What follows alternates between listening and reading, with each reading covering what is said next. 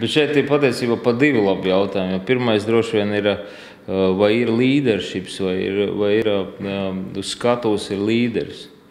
Un otrs jautājums ir par šo te iekšējo cilvēku attiecību organizāciju.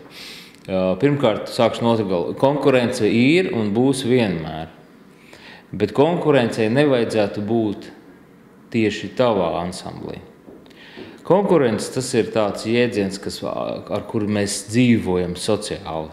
Jo vienkārši cilvēki, mēs tādi esam. Varbūt veselīga konkurence un neveselīga. Es esmu par veselīgu konkurenci, ja viņi pastāv, viņi mūs spiež, viņi mūs stumj uz priekšu, lai mēs nekad neapstātos. Mēs varam būt paši sev konkurenti. Vakardienas ieraksts ir aizvakardienas konkurence. Ja? Šodienas ieraksts ir vakardienas konkurence, un es varu iet uz priekšu. Runājot par attiecībām starp muziķiem, manā dzīvē ir iespēja jau izvēlēties, ar ko es gribu būt uz skatuves kopā. Un es cenšos būt uz skatuves kopā ar cilvēkiem, kas ir mani draugi. Vai vismaz cilvēki, kur domā līdzīgi, lai mums nebūtu nekāda domstarpība vai deķa vilkšana katram uz savu pusi.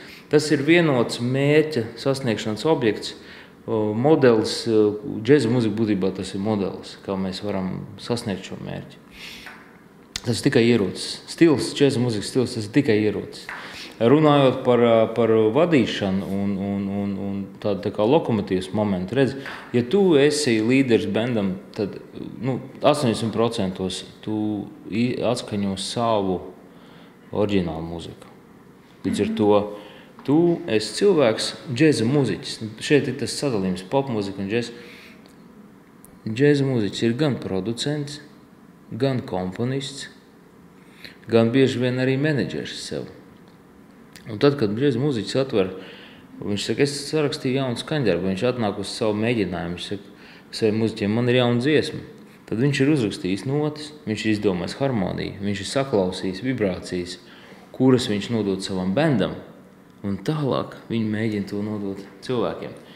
Līdz ar to, protams, ka tas ir tāds kā kapteiņa moments, un ja, teiksim, ir, pieņemsim, Denis Paškeviča kvartets, skaidrs, ka lokomotīvi Denis Paškeviča, un pārējie ar visu savu godu un cieņu viņam seko, lai izdotos veiksmīgs projekts.